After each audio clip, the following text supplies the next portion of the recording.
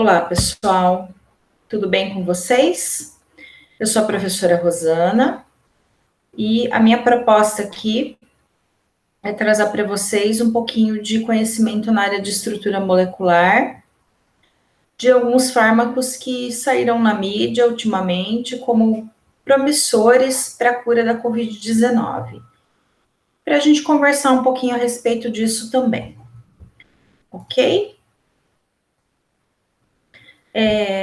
Então, vamos começar falando da cloroquina. A cloroquina, ela tem um derivado, que é a hidroxicloroquina. A diferença é bem pequena, como vocês vão poder verificar, através aqui das estruturas moleculares. Então, o que nós temos aqui? Uma molécula até que relativamente pequena, né? Reparem que a diferença é bem pequena entre a cloroquina, a primeira molécula, e a hidroxicloroquina, a segunda molécula. A diferença é simplesmente um grupo OH, que tem a mais na hidroxicloroquina, por isso que ela recebe esse nome, porque esse grupo ele é conhecido como grupo hidroxila. Então, o que a gente observa? Essas duas moléculas, elas já são usadas como medicamentos. É bem comum na ciência os médicos utilizarem, médicos pesquisadores, utilizarem alguns medicamentos já conhecidos no tratamento de doenças novas para verificar se são eficazes ou não. Isso é bem comum na ciência. Então, esses fármacos, né, originalmente, eles são utilizados no tratamento contra a malária, reumatismo, inflamação de articulações, lúpus, e algumas respostas positivas realmente aconteceram para o tratamento do novo coronavírus, né? Por causa dessas boas respostas de algumas pessoas, acabou acontecendo uma grande procura, né, e um interesse por esses medicamentos, não só aqui no Brasil, mas também em outros países, ameaçando, inclusive, os estoques de algumas farmácias, né, desses medicamentos pelo grande consumo, né, e inadequado da população, tá? Então, a cloroquina, que é essa primeira molécula aqui, ela é utilizada principalmente no tratamento da malária e da amebíase. Então, ela já é utilizada no tratamento de algumas doenças brasileiras, né, que são típicas de países tropicais.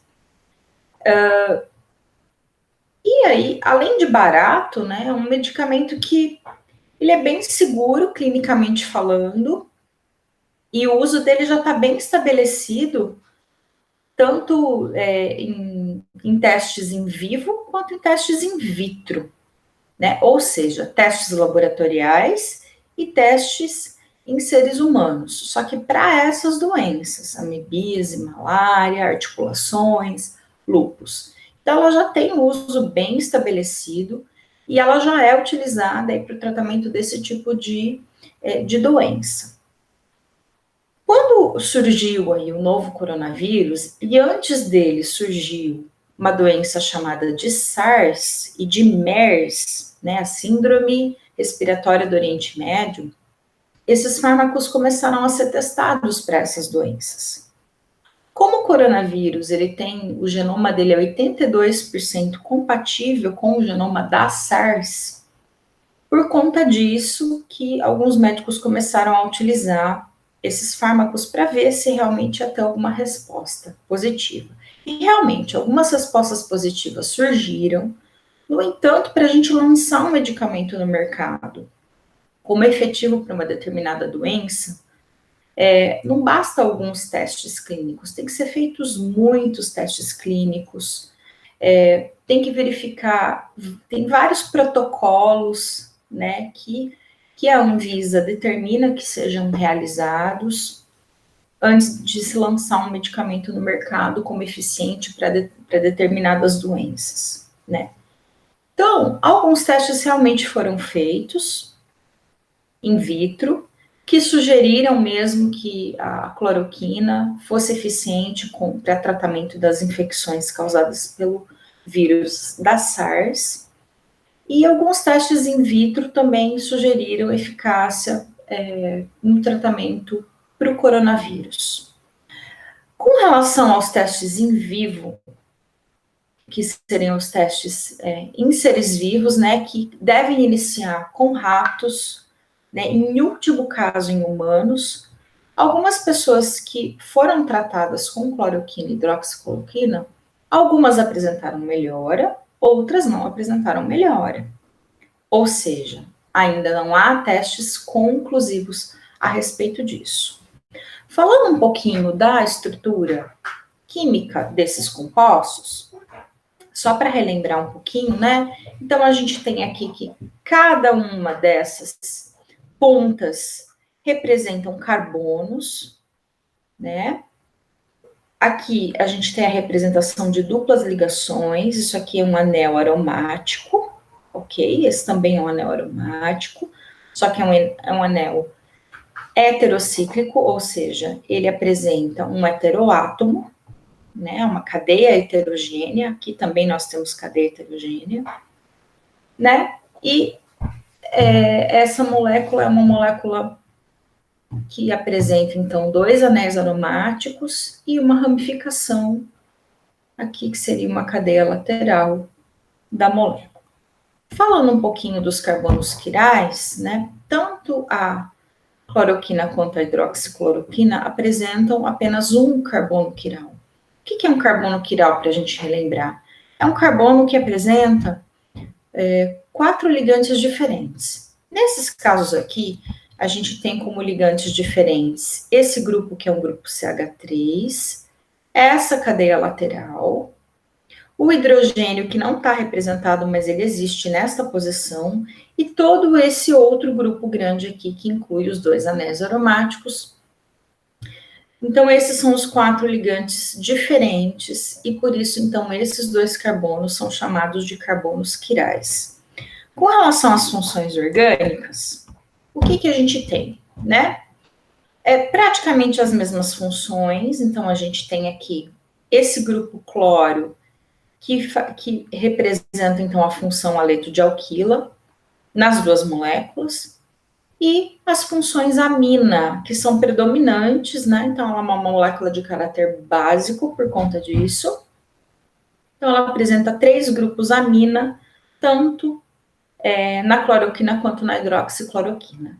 E, diferentemente da cloroquina, na hidroxicloroquina a gente tem a função álcool, representada aqui pelo grupo OH. Então, essas são as funções orgânicas e estrutura molecular dessas 2 moléculas, que são a cloroquina e a hidroxicloroquina. Vamos falar um pouquinho da azitromicina. A azitromicina, ela também se apresentou promissora no tratamento do coronavírus, em conjunto com a cloroquina, né? Então, alguns médicos fizeram a associaram a cloroquina com a hidroxicloroquina, né? E essa associação, ela foi feita, e em alguns casos também a gente teve um resultado positivo, né? Então, reparem que a molécula da azitromicina já é uma molécula bem complexa, uma molécula bem grande, né? Bem maior do que as anteriores que a gente verificou. Então, o que acontece? Você tem 3 anéis, então esse daqui é um anel, aqui é um outro anel, e aqui é um outro anel, tá? Então, aqui a gente tem um anel de 6 membros, porque são 6 átomos que compõem o anel, não é um anel aromático. Aqui também nós temos 6 átomos, é um anel de 6 membros. E aqui é um anel de 1, 2, 3, 4, 5, 6, 7, 8, 9, 10, 11, 12, 13, 14, 15 átomos, então a gente fala que ele é um anel de 15 membros. Então, é uma molécula bem mais complexa, tá? A azitromicina, ela é um antibiótico moderno, né? Ela tem um amplo espectro de ação, ela tem características interessantes, porque elas ficam em alta concentração intracelular, e isso faz com que elas tenham um efeito prolongado nos tecidos, e isso faz então com que ela já apresente resultados interessantes em poucos períodos de tratamento, por conta dessa permanência prolongada no organismo, tá? Então, é um antibiótico que ele é ativo contra bactérias gram-positivas, estafilococos, estreptococos e bactérias anaeróbias. E possui também uma atividade interessante contra muitos micro-organismos intracelulares, incluindo a clamídia e o toxoplasma, né? Então, ela apresenta uma ampla atividade. Então, a azitromicina, ela é um antibiótico potente e ela apresenta vários efeitos colaterais que já são esperados. Eu, por exemplo, eu sou uma pessoa que eu sou alérgica a esse antibiótico, às vezes que eu tomei 2 vezes esse antibiótico e eu passei muito mal. Então, cada pessoa tem uma resposta diferente quando é administrado um fármaco nela, né? E sim, houveram pessoas que realmente apresentaram uma resposta positiva quando os médicos associaram a azitromicina com a cloroquina no tratamento do coronavírus. Mas veja, cada organismo é diferente. É por isso que a Anvisa tem demorado muito, né? A OMS tem demorado muito para falar, olha, é eficaz ou não é eficaz? Porque faltam testes ainda para ser feito, né?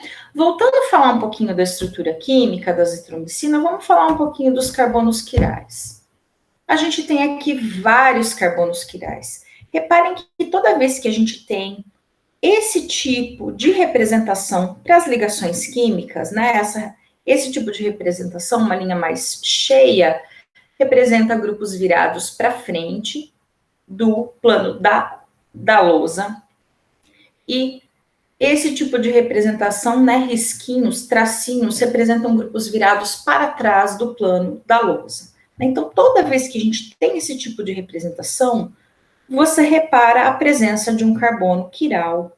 Que o carbono quiral, ele exige que esses grupos ligados a ele estejam devidamente posicionados, tá? Então, além disso, a azitromicina, então, ela é um antibiótico quiral, né?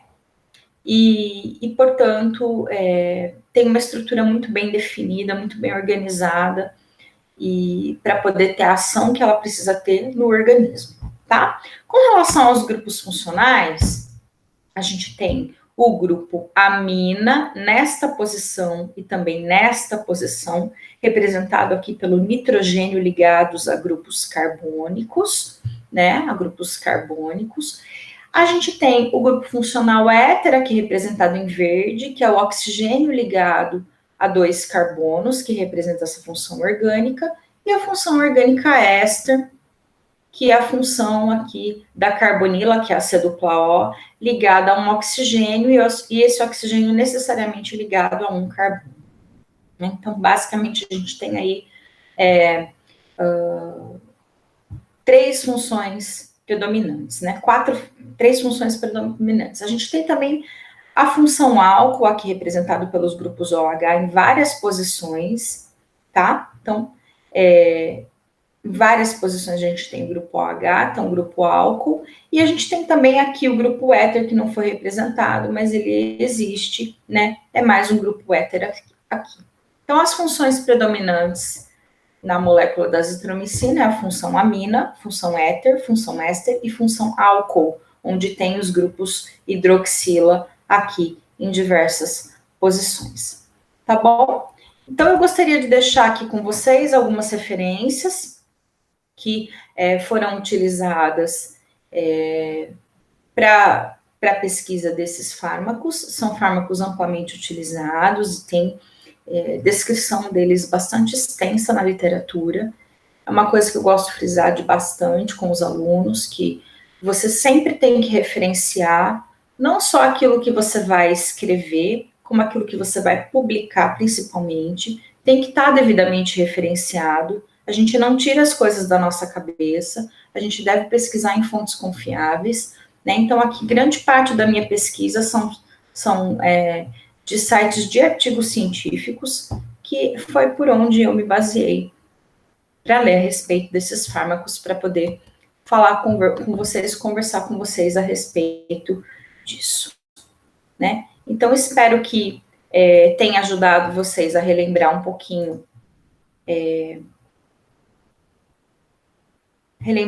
algumas coisas da química orgânica. E até a próxima, pessoal. Agradeço desde já a atenção e a participação de vocês. Até mais. Tchau, tchau.